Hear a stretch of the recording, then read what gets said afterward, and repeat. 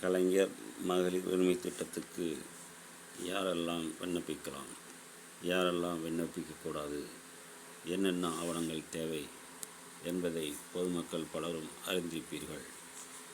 Ration card இருந்தால் மட்டுமே இந்த திட்டத்துக்கு விண்ணப்பிக்க முடியும்.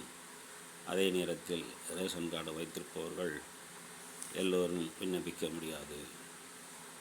உதாரணத்துக்கு, பொருளில்லா ரேஷன் கார்டு வைத்திருப்பவர்கள் விண்ணப்பிக்க முடியாது.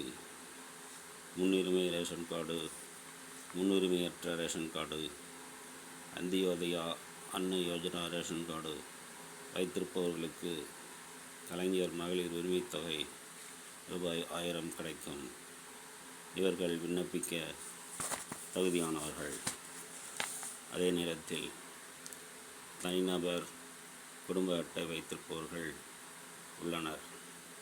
அவர்கள் கலைஞர் உரிமைத் தொகை திட்டத்துக்கு விண்ணப்பிக்க முடியுமா என்ற சந்தேகம் இருக்கிறது. அவர்கள் கலைஞர் மகளிர் உரிமைத் தொகை திட்டத்துக்கு விண்ணப்பிக்கலாம்.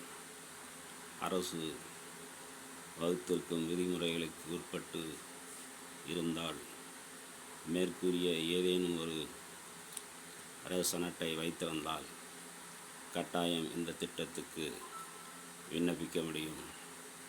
மேலும் ரேஷன் அட்டை இருந்து கலைஞர் மகளிர் உரிமைத் தொகை விதிமுறைகளில் ஏதேனும் ஒன்றை மீறியிருந்தாலும் விண்ணப்பம் நிராகரிக்கப்படும். அதாவது, உங்கள் வருமானம் 2.5 லட்சம் ரூபாய்க்கு மேல் இருக்கக்கூடாது. சொந்த பயன்பாட்டிற்காக 4 சக்கர வாகனங்கள் வைத்திருக்கக்கூடாது. இது தொடர்பான முழு விதிமுறைகளும் தெரிந்து கொண்டு கலைஞர் மகளிர் உரிமைத் தொகை திட்டத்துக்கு விண்ணப்பிக்கவும். ஒருவேளை இதுவரை தனிநபராக இருந்து ரேஷன் அட்டை பெறவில்லை என்றால், முதலில் தனிநபர் ரேஷன் அட்டை பெற விண்ணப்பிக்க வேண்டும். அந்த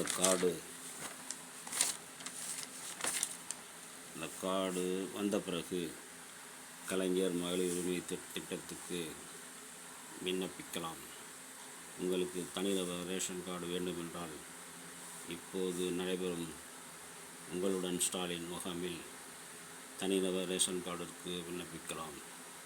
அந்த கார்டு வந்த பிறகு தமிழ்நாடு அரசு மாதம் 1000 ரூபாய் வழங்கும் கலைஞர் மகளிர் உரிமை திட்டத்துக்கு விண்ணப்பிக்கலாம். இந்த வீடியோ பிடித்திருந்தால் லைக் பண்ணுங்கள், ஷேர் பண்ணுங்கள், சப்ஸ்கிரைப் பண்ணுங்கள். இது மக்களுக்கான சேனல், டாக்கிங் பாண்டியரோ சேனல். தொடர்ந்து மேலான ஆதரவை தருமாறு தங்களை வேண்டி விரும்பி கேட்டுக்கொள்கிறேன். நன்றி, வணக்கம்.